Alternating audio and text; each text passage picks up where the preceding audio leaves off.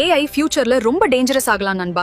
மனிதர்களை கூட control பண்ணிடும்னு experts warning கொடுக்கறாங்க. ஃபுல் வீடியோ பாருங்க. செல்வபாலாஜி இன்ஃபோஹபின் இந்த பிரத்யேகமான எக்ஸ்பிளைன பதிவுக்கு உங்களை வரவேற்கிறேன். இன்னைக்கு நம்ம ரொம்பவே பிரம்மாண்டமான ஆனா அதே சமயம் கொஞ்சம் பயமுறுத்தக்கூடிய ஒரு விஷயத்தை பத்தி தான் பார்க்க போறோம். அதுதான் ஆர்டிஃபிஷியல் சூப்பர் இன்டெலிஜென்ஸ். இந்த ஏஐ தொழில்நுட்பம் நிஜமாவே என்ன செய்ய போகுது, நம்ம எதிர்காலத்தை எப்படி புரட்டி போட போகுதுன்னு வாங்க டீட்டெயிலா அலசுவோம். இப்போ உங்க மனசுல ஒரு கேள்வி வரலாம். இவ்ளோ வேகமா வளர்ந்துட்டு வர்ற இந்த ஏஐ இப்பதான் பேச கத்துக்கிற ஒரு சின்ன குழந்தையா, இல்ல மொத்த உலகத்தையும் கண்ட்ரோல் பண்ண காத்துட்டு இருக்கிற ஒரு டைம் பாமா? இதுதான் இப்போ நம்ம முன்னாடி நிக்கிற மிகப்பெரிய கேள்வி. நிலை 1, சூப்பர் ஏஐயோட பரிணாம வளர்ச்சி. அதாவது எளிய கருவிகள்ல இருந்து செயற்கை மூளை வரை. 1956ல டாட்மவுத் காலேஜ்ல ஒரு சின்ன ரிசர்ச்சா தொடங்கின இந்த ஏஐ அடுத்த 10 வருஷத்துல எங்க போய் நிக்க போகுதுன்னு தெரியுமா? இப்போ நம்ம டெய்லி யூஸ் பண்றோம்ல, ChatGPT, ஜெமினி, இதெல்லாம் வெறும் நேரோ ஏஐ, அதாவது ஆரம்ப நிலை மட்டும்தான். அடுத்து வரப்போறதுதான் ஏஜிஐ. இது மனுஷங்கள மாதிரியே சுயமாக சிந்திக்கக்கூடியது. அதுக்கப்புறம் பாத்தீங்கன்னா ஒரு 5ல இருந்து 15 வருஷத்துக்குள்ள நம்ம மனித மூளையவல 1000 மடங்கு பவர்ஃபுல்லான ஆர்டிஃபிஷியல் சூப்பர் இன்டெலிஜென்ஸ், அதாவது ஏஎஸ்ஐ உருவாயிடும்னு ரொம்ப உறுதியா சொல்றாங்க. இதோட பாசிட்டிவான விஷயங்களை கேட்டீங்கன்னா நிஜமாவே ஆச்சரியப்படுவீங்க. பல வருஷமா நம்மால கண்டுபிடிக்க முடியாத புற்றுநோய் மாதிரி கொடிய நோய்களுக்கு இந்த சூப்பர் ஏஐ வெறும் சில நாட்கள்லயே மருந்து கண்டுபிடிச்சிடும். விண்வெளியில புது கிரகங்களை கண்டுபிடிக்கலாம். சமீபத்துல சீனாவுல லேப்ல உருவாக்குன செயற்கை மூளைய ரோபோக்களுக்கு பொருத்தி சாதனை பண்ணாங்க இல்லையா, அந்த மாதிரி மருத்துவத்திலையும் அறிவியல்லையும் இது மாபெரும் புரட்சியை ஏற்படுத்த போகுது. நிலை 2, டீப் ஃபேக் மோசடிகள். அந்த பொற்காலம் வர்றதுக்கு முன்னாடி இதோட இன்னொரு இருண்ட பக்கத்தையும் நம்ம பார்த்தாகணும். கண்ணால பாக்குறத கூட நம்ப முடியாத ஒரு காலம் இது. இந்த டீப் ஃபேக் பின்னாடி நடக்கிற மேஜிக் என்னன்னு தெரியுமா? ஒருத்தரோட முகத்துல இருக்கிற அம்சங்களை என்கோடர் அப்படிங்கிற சிஸ்டம் அப்படியே காப்பி பண்ணிக்கும். அப்புறம் டீகோடர் அதை அப்படியே இன்னொருத்தர் முகத்துல ஃபிட் பண்ணிடும். இதுல கேன்ஸ் அப்படின்னு ஒரு நெட்வொர்க் இருக்கு. இது என்ன பண்ணும்னா, எந்த ஒரு சின்ன பிசுறும் இல்லாம உதட்ட செய்வம் முதற்கொண்டு நிஜம் போலவே அச்சஸலா உருவாக்கிடும். ரொம்பவே ஷாக்கிங்கா இருக்குல்ல? இது எந்த அளவுக்கு ஒரு ஆபத்தான ஆயுதமா மாறியிருக்குன்னு நாமே டெய்லி நியூஸ்ல பாக்குறோம். விராட் கோலி மாதிரி பிரபலங்களோட ஃபேக் வீடியோஸ்ல ஆரம்பிச்சு நம்ம வாய்ஸ் அப்படியே மாத்தி பேசி சாதாரண மக்கள் கிட்ட பணம் பறிக்கிற அதிநவீன சைபர் மோசடிகள் வரைக்கும் எல்லாமே நடந்துட்டு இருக்கு. இன்னைக்கு சோஷியல் மீடியாவில எது நிஜம் எது பொய்ன்னு கண்டுபிடிக்கவே முடியாத ஒரு நிலைமை வந்தாச்சு. நிலை 3, அல்காரிதத்தின் கட்டுப்பாட்டை இழத்தல். இது எப்படின்னா, ஒரு வித்தைக்காரனோட சீடன் தண்ணிய வரவழைக்க மந்திரம் சொல்லிட்டு அது எப்படி நிறுத்துறதுன்னு தெரியாம அதே தண்ணியில மூழ்கின மாதிரிதான். நாமும் அப்படிதான் கட்டுப்பாட்டை இழந்துட்டு இருக்கோமோன்னு தோணுது. யுவால் நோவா ஹராரி எழுதின நெக்ஸஸ் புக்ல ஒரு சூப்பரான ஆனா ஷாக்கிங்கான விஷயம் சொல்லிருக்காரு. ஏஐ ஏற்கனவே நம்மள கொஞ்சம் கொஞ்சமா கண்ட்ரோல் பண்ண ஆரம்பிச்சிடுச்சான். எப்படின்னு கேக்குறீங்களா? இப்போ நீங்க ஒரு ஆப்ல வடை ஆர்டர் பண்ணலான்னு நினைக்கிறீங்க. ஆனா அந்த அல்காரிதம் உங்களோட சோஷியல் மீடியா டேட்டாவை எல்லாம் வச்சு வெறும் 3 செகண்ட்ல உங்களை பிரெயின் வாஷ் பண்ணி ஒரு டோனட்டை வாங்க வச்சிடும். நம்ம முடிவுகளை நான் தான் எடுக்கிறோம்னு நினைச்சிட்டு இருக்கோம். ஆனா உண்மை என்னன்னா, அல்காரிதம்கள் தான் நம்மள இயக்குது. இதை விட முக்கியமான விஷயம் என்னன்னா, இந்த தொழில்நுட்பத்தை உருவாக்குனவங்களே இப்ப ரொம்ப பயப்படுறாங்க.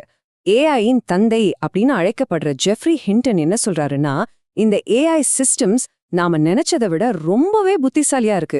இதோட வேகத்தையும் ஆபத்தையும் நாம சரியா புரிஞ்சுக்கல அப்படின்னு பகிரங்கமா வார்னிங் கொடுத்திருக்காரு. தன்னோட வாழ்நாள் ஆராய்ச்சியை நினைச்சு அவரே வருத்தப்படுறாருன்னா நிலைமை எவ்ளோ சீரியஸ்னு பாத்துக்கோங்க. இது ஏதோ தியரி கிடையாதுங்க. சில ரீசர்ச்சர்ஸ் அந்த செக்யூரிட்டி ஃபில்டர்களை எல்லாம் எடுத்துட்டு நவீன ஏஐ மாடல்களை டெஸ்ட் பண்ணி பார்த்தாங்க. அப்போ அது என்ன பண்ணுச்சு தெரியுமா? கொடூரமான சர்வாதிகாரிகளோட கொள்கைகளை புகழ்ந்து பேசிச்சு. ஹெல்ப் கேட்ட ஒரு ஸ்டூடெண்ட்டை தற்கொலை பண்ணிக்க தூண்டுச்சு. அது மட்டும் இல்லாம மனுஷங்க ஏஐக்கு அடிமையா இருக்கணும்னு ஓப்பனாவே சொல்லுச்சு. இது நம்மள சுத்தி இருக்கிற டெக்னாலஜி எந்த அளவுக்கு கட்டுப்பாட்டை மீற காத்துட்டு இருக்குங்கிறதுக்கான ஒரு ரெட் அலர்ட். இப்போ கொஞ்சம் யோசிச்சு பாருங்க. இதே ஏஐ உலக நாடுகளோட ராணுவ முடிவுகளையோ இல்ல கண்காணிப்பு கேமராக்களையோ தன் கண்ட்ரோல்ல எடுத்தா என்னாகும்? மனுஷங்களோட பெர்மிஷனுக்கு வெயிட் பண்ணாம யார அடிக்கணும் எப்போ அடிக்கணும்னு அதுவே முடிவு பண்ணி தாக்குற தன்னாட்சி போர் முறைகள் எல்லாம் இனி சயின்ஸ் ஃபிக்ஷன் படத்துல வர சீன் கிடையாது. ரொம்ப சீக்கிரமாவே நிஜமாக போற ஒரு பயங்கரமான பேரழிவுக்கான சிக்னல் இது. நிலை 4, வேலை இழப்பு ஆபாயம். இப்போ உலக அழிவென்ற அந்த பெரிய பயத்திலிருந்து கொஞ்சம் வெளியே வந்து இப்ப நடந்துகிட்டு இருக்கிற பொருளாதார அதிர்ச்சியும் வேலை இழப்பு அபாயத்தையும் பத்தி பார்க்கலாம். 30 கோடி சாதாரண நம்பர் இல்லைங்க இது. உலக அளவுல ஏஐ ஆட்டோமேஷனால இப்போதைக்கு ஆபத்துல இருக்கிற இல்ல ஏற்கனவே பறிபோன வேலைகளோட எண்ணிக்கை இது. ஏதோ ஒரு குறிப்பிட்ட துறைக்கு மட்டும்தான் ஆபத்துன்னு நினைக்காதீங்க. உலகத்துல இருக்கிற கிட்டத்தட்ட எல்லா இண்டஸ்ட்ரியும் இதை ஒரு உலுக்கிட்டு இருக்கு. மெட்டா, HSBC மாதிரி பெரிய பெரிய கம்பெனிகள் எல்லாம் செலவுகளை குறைக்க ஆயிரக்கணக்கான ஊழியர்களை வேலை விட்டு தூக்கிட்டு இருக்காங்க. ஏன் கேக்குறீங்களா? அந்த பட்ஜெட் அப்படியே ஏஐ இன்ஃப்ராஸ்ட்ரக்சரை உருவாக்குறதுக்கு மாத்துறாங்க. சாஃப்ட்வேர் எழுதுற கோடர்ஸ்ல ஆரம்பிச்சு ஆர்டிஸ்ட்கள் வரைக்கும் எல்லாரோட வேலையையும் ஏஐ சில நொடிகள்ல செஞ்சு முடிச்சிடுது. அதனாலதான் ஹாலிவுட்ல கூட இதுக்கு எதிராக பெரிய போராட்டங்கள் எல்லாம் நடந்துச்சு. நிலை 5 ஏஐ சகாப்தத்திற்கு ஏற்ப மாறுதல். இவ்ளோ நெகட்டிவ் விஷயங்களை பார்த்துட்டு பயந்துட வேண்டாம். இந்த ஏஐ சகாப்தத்துக்கு ஏத்த மாதிரி நம்மள எப்படி மாத்திக்கிறது, இதிலிருந்து எப்படி தப்பிச்சு முன்னேறதுன்னு இப்ப பார்க்கலாம். ஏஐ உங்களை ரீப்ளேஸ் பண்ணாது. ஆனா ஏஐ எப்படி யூஸ் பண்ணணும்னு தெரிஞ்ச ஒருத்தர் உங்களை கண்டிப்பா ரீப்ளேஸ் பண்ணுவார். இதுதாங்க அடுத்த 10 வருஷத்துக்கான கோல்டன் ரூல். நல்லா ஞாபகம் வச்சுக்கோங்க. டெக்னாலஜி உங்க எதிரி கிடையாது. அந்த டெக்னாலஜியை சூப்பரா பயன்படுத்துற நபர் தான் உங்களுக்கு நிஜமான காம்படிட்டர். இந்த லே ஆஃப் புயல்லேருந்து நீங்க தப்பிக்கணும்னா முதல்ல இந்த ரியாக்டிவ் மைண்ட் செட்டை மாத்தணும். அதாவது ஏஐயை குறை சொல்லிக்கிட்டே பழைய ஸ்டைல்லையே வேலை செய்யாம ஒரு ப்ரோஆக்டிவ் ஆளா மாறணும். புதுசா வர ஏஐ டூல்ஸை தேடி கத்துக்கணும். சூழ்நிலைக்கு ஏத்த மாதிரி வேகமா அப்டேட் ஆகணும். உங்க வேலையோட அவுட்புட்டை பல மடங்கு பெருக்கிற வர நீங்க மாறணும். அல்காரிதம்கள் இன்னும் கஷ்டப்படுற சில முக்கியமான ஸ்கில்ஸ் இருக்கு. அதுல நீங்க ஃபோக்கஸ் பண்ணுங்க.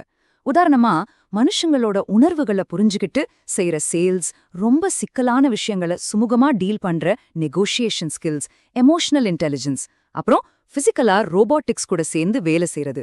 இந்த மாதிரியான திறன்களை வளர்த்துக்கிட்டீங்கன்னா உங்க வேலையை எந்த ஏஐயாலையும் பறிக்க முடியாது. நாம நினைக்கிறத விட எதிர்காலம் ரொம்ப வேகமா வந்துட்டு இருக்குங்க. அதனால நாளைக்கு நீங்க பின்தங்கிடக்கூடாதுங்கிறதுக்காக இன்னைக்கு நீங்க எடுக்க போற அந்த முதல் ஸ்டெப் என்ன? நீங்க ஏஐயா கண்ட்ரோல் பண்ண போறீங்களா, இல்ல ஏஐ உங்களை கண்ட்ரோல் பண்ண விட போறீங்களா? கொஞ்சம் ஆழமா சிந்திச்சு பாருங்க. செல்வ பாலாஜி இன்ஃபோ ஹப்பின் இந்த விளக்கப்பதிவு உங்களுக்கு ரொம்பவே யூஸ்ஃபுல்லா இருந்திருக்கும்னு நம்புறேன். இந்த வீடியோ உங்களுக்கு பிடித்திருந்தால் லைக் செய்யுங்கள், உங்கள் நண்பர்களுடன் ஷேர் செய்யுங்கள். செல்வ பாலாஜி இன்ஃபோ ஹப்பை சப்ஸ்கிரைப் செய்து ஆதரவு அளிக்குங்கள்.